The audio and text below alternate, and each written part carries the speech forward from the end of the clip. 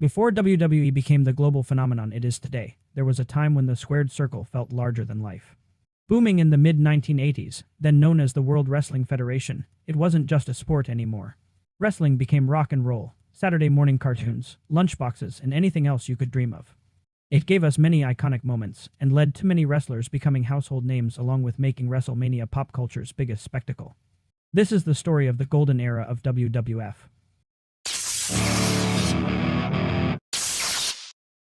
To know how they got there, though, we first need to take a quick look at the territory days. The Worldwide Wrestling Federation was but one of many organizations, each operating in their own part of the United States. Other standouts included the likes of the American Wrestling Association, Mid-South Wrestling, the National Wrestling Alliance, and World Class Championship Wrestling.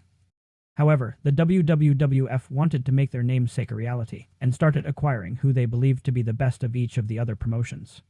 Around this same time, they rebranded by dropping one of the W's and becoming the World Wrestling Federation, otherwise known as WWF. Leading the charge for the Golden Era was none other than the Hulkster himself, Hulk Hogan. After defeating the Iron Sheik at Madison Square Garden in January of 1984, Hulkamania was born and run in wild. As Hogan and the World Wrestling Federation became more ingrained into pop culture of the time, other celebrities and other aspects of pop culture also became ingrained into WWF. Of course, all of this was designed to lead up to the biggest spectacle event in wrestling history, and the grandest stage of them all, known simply as WrestleMania. The inaugural WrestleMania was a huge success, not only for the WWF, but also for wrestling as a whole.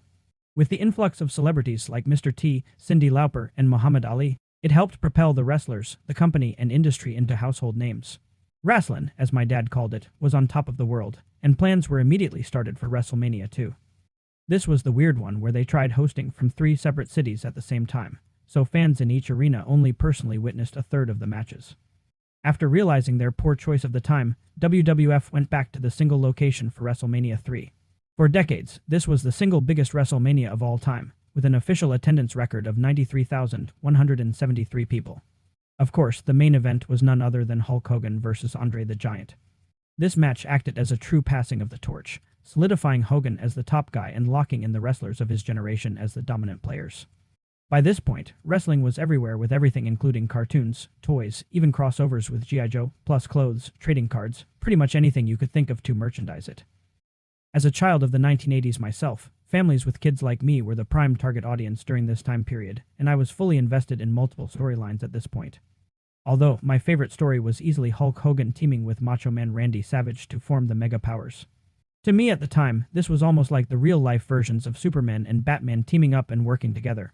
However, by the time they got to WrestleMania V, tensions had reached an all-time high, causing the Mega Powers to explode.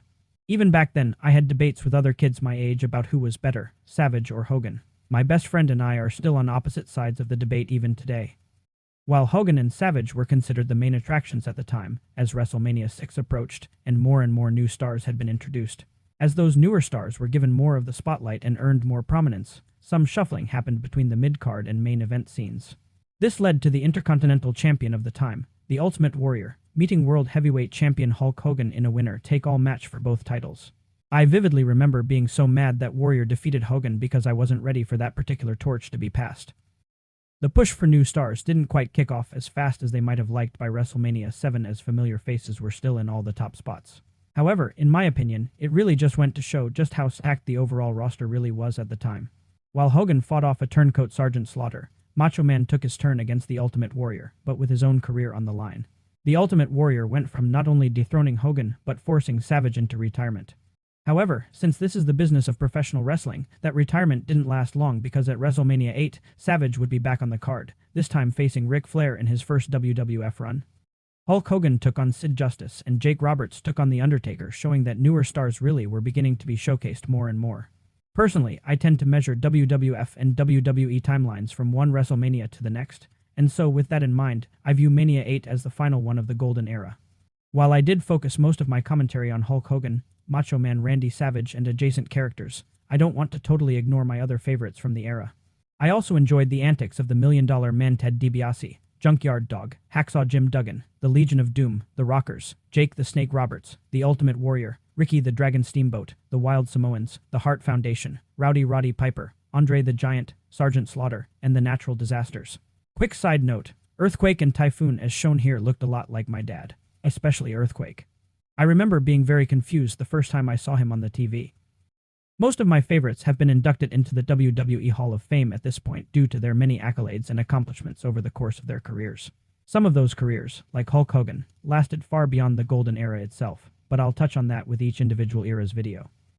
I also want to briefly mention the managers and other in-ring performers from this era that are in the Hall of Fame, such as Captain Lou Albano, Jesse the Body Ventura, Bobby the Brain Heenan, Mean Gene Okerlund, Howard Finkel, and the Mouth of the South Jimmy Hart.